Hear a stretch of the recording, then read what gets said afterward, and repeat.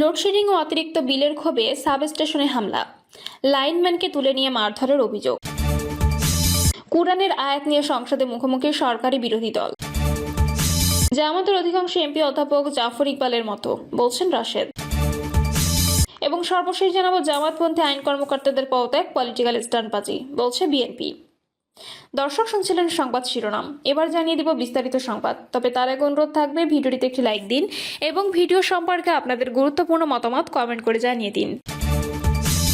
Load shedding ও অতিরিক্ত বিলের ক্ষোভে সাবস্টেশনে হামলা, লাইনম্যানকে তুলে নিয়ে মারধরের অভিযোগ। চাঁদপুরের ফরিদগঞ্জ উপজেলায় পল্লী বিদ্যুতের একটি সাবস্টেশনে ঢুকে এক লাইনম্যানকে তুলে নিয়ে মারধরের অভিযোগ উঠেছে। এ ঘটনায় পল্লী বিদ্যুৎ কর্তৃপক্ষ মামলা দায়ের করেছে। হঠাৎ 10 থেকে 12 জন ব্যক্তি সাবস্টেশনের ভেতরে প্রবেশ করে তাদের উপর চড়াও হয়। এক পর্যায়ে হামলাকারীরা কর্তব্যরত লাইন্সম্যান মোহাম্মদ আব্দুল কাদেরকে জোরপূর্বক তুলে নিয়ে উত্তর ধানুয়া গ্রামে নিয়ে যায়। সেখানে তার কাছে থাকা 23,500 টাকা ছিনিয়ে নেওয়া হয় এবং ব্যবহৃত মোবাইল ফোন ভেঙে ফেলা হয় বলে মামলায় উল্লেখ করা হয়েছে। পরে নেটওয়ার্কম্যান এবং স্থানীয় গণ্যমান্য ব্যক্তিদের সহযোগিতায় তাকে উদ্ধার করে আহত অবস্থায় ফরিদগঞ্জ উপজেলা স্বাস্থ্য কমপ্লেক্সে ভর্তি করা হয়। মামলায় ধানুয়া গ্রামের মোহাম্মদ জাফর মিজি, মোহাম্মদ ফারুক পাটোয়ারি, মোহাম্মদ জসিম সহ কয়েকজনকে আসামি করা হয়েছে। অন্যদিকে ধানুয়া গ্রামের কয়েকজন বাসিন্দা দাবি করেন, কয়েক মাস ধরে এলাকায় ঘন ঘন লোডশেডিং হলেও বিদ্যুতের বিল তুলনামূলক বেশি আসছে। এ বিষয়ে একাধিকবার সাবস্টেশন কর্তৃপক্ষকে জানানো হলেও কোনো কার্যকর ব্যবস্থা নেওয়া হয়নি। এ কারণে ক্ষুব্ধ কিছু মানুষ এ ঘটনায় জড়িয়ে পড়ে। তবে পল্লী বিদ্যুৎ কর্তৃপক্ষের দাবি, উপকেন্দ্রের যন্ত্রপাতিতে সবসময় বিদ্যুৎ প্রবাহ থাকে। উত্তেজিত হয়ে কেউ এসব যন্ত্রপাতি স্পর্শ করলে বিদ্যুৎ স্পর্শ হয়ে প্রাণহানির ঘটনাও ঘটতে পারে। এছাড়া জনসেবায় নিয়োজিত কর্মীদের উপর হামলা ও শারীরিক নির্যাতন দেশের প্রচলিত আইনে গুরুতর অপরাধ। ফরিদগঞ্জ থানার ওসি মোহাম্মদ আলামিন বলেন, পল্লী বিদ্যুৎ কর্তৃপক্ষে দায়ের করা মামলাটি গ্রহণ করা হয়েছে। মামলায় ঘটনায় জড়িতদের গ্রেপ্তারের চেষ্টা চলছে। কুরআনের আয়াত নিয়ে সংসদে মুখোমুখি সরকারি বিরোধী দল। জাতীয় সংসদে বাজেট বক্তৃতা চলাকালীন পবিত্র কুরআনের একটি আয়াতের ব্যাখ্যা দিয়ে সরকারি ও বিরোধী দলের সদস্যদের মধ্যে ব্যাপক বাকবিতণ্ডা এবং বিতর্কের সৃষ্টি হয়েছে। কক্সবাজার 2 আসনের সংসদ সদস্য আলমগীর মোহাম্মদ মাহফুজুল্লাহর আয়াতের রাজনৈতিক অপব্যাখ্যা ও ঠাট্টা বিদ্রূপের অভিযোগ তুলে ঘটনার সূত্রপাত করেন জামায়াত ইসলামীর সংসদ সদস্য নজিবুর রহমান মোমেন। এরপর স্পিকারের বারবার হস্তক্ষেপ এবং স্বরাষ্ট্রমন্ত্রী চিফ হুইপ ও সিনিয়র সংসদ সদস্যদের দফায় দফায় বক্তব্যের পর পরিস্থিতি শান্ত হয়। এক পর্যায়ে স্পিকার বিতর্কিত অংশ পরীক্ষা করে দেখার আশ্বাস দেন। জাতীয় সংসদের বাজেট আলোচনায় অংশ নিয়ে কক্সবাজার 2 আসনের সংসদ সদস্য আলমগীর মোহাম্মদ মাহফুজুল্লাহ বিরোধীদের আচরণ ও কৌশলের কঠোর সমালোচনা করতে গিয়ে তিনি আরবিতে পবিত্র কুরআনের আয়াত স্মরণ করিয়ে দিয়ে বলেন, আল্লাহ নিজেই সর্বশ্রেষ্ঠ কৌশলী এবং যারা আল্লাহর বান্দাদের বিরুদ্ধে কিংবা অন্যায্য কৌশল খাটায় তাদের অবস্থা অত্যন্ত শোচনীয় হয়। যারা সরকারের উন্নয়নে জনমুখী কর্মকাণ্ডকে স্বীকার না করে রাস্তায় বিশৃঙ্খলা সৃষ্টির চেষ্টা করছে তাদের কঠিন আযাবের সম্মুখীন হতে হবে। সংসদ সদস্য আলমগীর মোহাম্মদ মাহফুজুল্লাহর বক্তব্য শেষে সংসদে পয়েন্ট অফ অর্ডারে দাঁড়িয়ে জামায়াত সংসদ সদস্য নজিবুর রহমান মোমেন অভিযোগ করেন, বাজেট বক্তৃতায় সরকারি দলের সংসদ সদস্য আলমগীর মোহাম্মদ মাহফুজুল্লাহর ফরিদ কুরআনের আয়াত কোট করে যে বক্তব্য দিয়েছেন তা আসলে ঠাট্টা বিদ্রূপের শামিল এবং এটি অত্যন্ত দুঃখজনক। তিনি বলেন, ওনাদের প্রশংসা করলে ওনারা আরও বাড়িয়ে দেবেন, আর না করলে পিটাবেন কিনা এমন বোঝানোর মাধ্যমে পবিত্র কুরআনের ভুল ব্যাখ্যা দেওয়া হয়েছে। এ বিষয়ে কঠোর সতর্কবাণী রয়েছে উল্লেখ করে তিনি বিগত শাহবাগ আন্দোলনের সময়কার একটি ঘটনার কথা স্মরণ করেন। মোমেন বলেন, সে সময় সাবেক প্রধানমন্ত্রী ও দেশনেত্রী বেগম খালেদা জিয়ার কাছে কুরআনের অবমাননা নিয়ে একটি চিঠি নিয়ে যাওয়া হলে তিনি সূরা তাওবার একটি আয়াত যোগ করার পরামর্শ দিয়ে সতর্ক করেছিলেন যে আল্লাহর আয়াত নিয়ে ঠাট্টা মশকরা করার পরিণাম হবে জাহান্নাম। কুরআনের ভুল ব্যাখ্যা বা অবমাননা কোনোভাবে মেনে নেওয়া যায় না জানিয়ে এই বিষয়ে তিনি স্পিকারের দৃষ্টি আকর্ষণ করেন। তবে স্পিকার ধন্যবাদ জানিয়ে বলেন, আলমগীর মোহাম্মদ মাহফুজুল্লাহ ফরিদ একজন পুরনো সংসদ সদস্য এবং তিনি কুরআন হাদিস নিয়ে কোনো ব্যঙ্গাত্মক মন্তব্য করতে পারেন বলে মনে হয় না। তবে বিষয়টি পরীক্ষা করে দেখা হবে এবং যদি কোনো ভুল ব্যাখ্যা দেওয়া হয়ে থাকে তবে তা সংসদীয় কার্যবিবরণী থেকে এক্সপান্স বা বাদ দেওয়া হবে। স্পিকার স্মরণ করিয়ে দেন যে বাংলাদেশ একটি মুসলিম প্রধান দেশ এবং এখানে কুরআন হাদিসের ভুল ব্যাখ্যা কখনোই গ্রহণযোগ্য হবে না। এরপর বিতর্কে অংশ নিয়ে স্বরাষ্ট্রমন্ত্রী জানান, তিনি কোনো দীর্ঘ বিতর্কে যেতে চান না। তবে বিরোধী দলের পক্ষ থেকে একজন সংসদ সদস্যের বিরুদ্ধে কুরআনের ভুল ব্যাখ্যার যে অভিযোগ আনা হয়েছে তাতে দেশের মানুষের কাছে একটি ভুল বার্তা যাবে। তিনি স্পষ্ট করে জানান, আলমগীর মোহাম্মদ মাহফুজুল্লাহ ফরিদ একজন মাওলানা এবং মাদ্রাসা ছাত্র। তিনি সম্পূর্ণ সৎ উদ্দেশ্যে বলেছেন যে আল্লাহর নিয়ামতের শুকরিয়া আদায় করলে তিনি তা বাড়িয়ে দেন, আর শুকরিয়া আদায় না করলে আযাব আসতে পারে।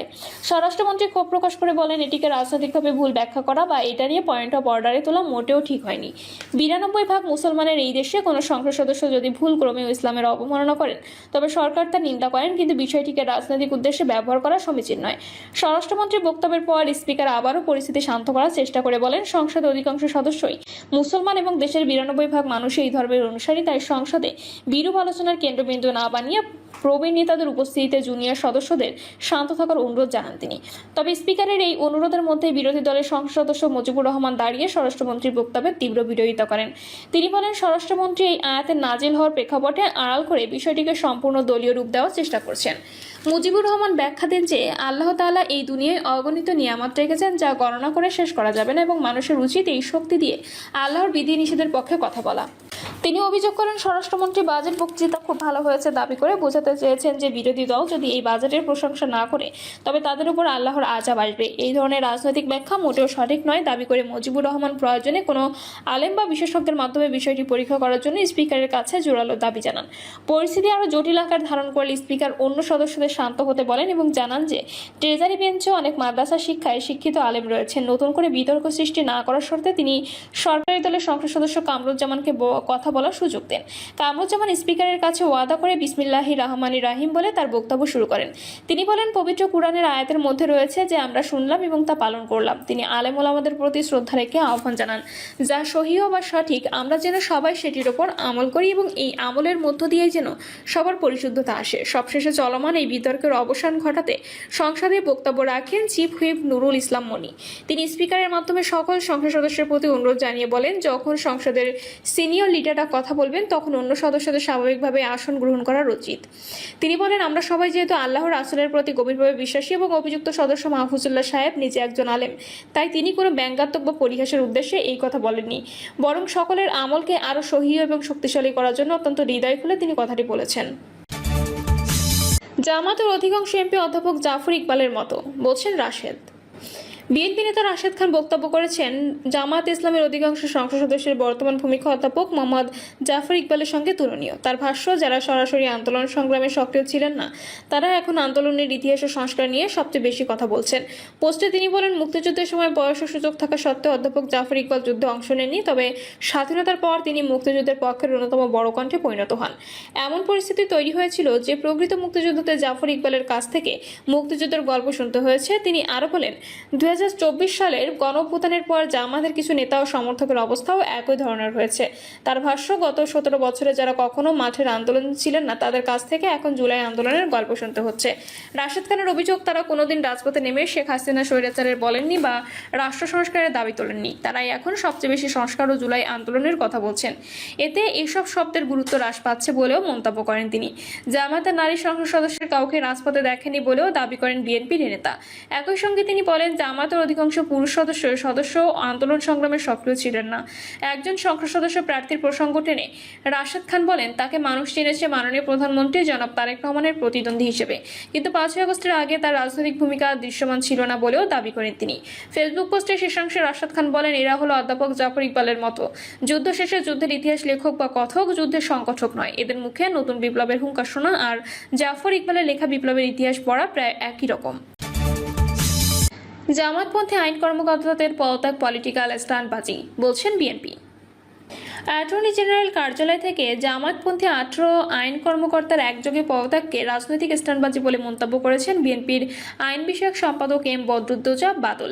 একই সঙ্গে গত 4 মাসে তারা রাষ্ট্রের স্বার্থবিরোধী কোনো কর্মকাণ্ডে জড়িয়েছিলেন কিনা তা খতিয়ে দেখার আহ্বান জানিয়েছেন তিনি। সুপ্রিম কোর্টের এনএক্স ভবনের সামনে সাংবাদিকদের সঙ্গে কথা বলেন বিএনপির আইন বিষয়ক সম্পাদক ও সুপ্রিম কোর্টের আইনজীবী এম বদরুদ্দোজা বাদল। তিনি বলেন, যখনই সরকার পরিবর্তন হয় সরকারি attorney general, deputy attorney general, অতিরিক্ত অ্যাটর্নি জেনারেল এবং অ্যাটর্নি জেনারেল পদে থাকা ব্যক্তিরা স্বেচ্ছায় পদত্যাগ করে চলে যান। এটাই বাংলাদেশের সবসময় হয়ে এসেছে।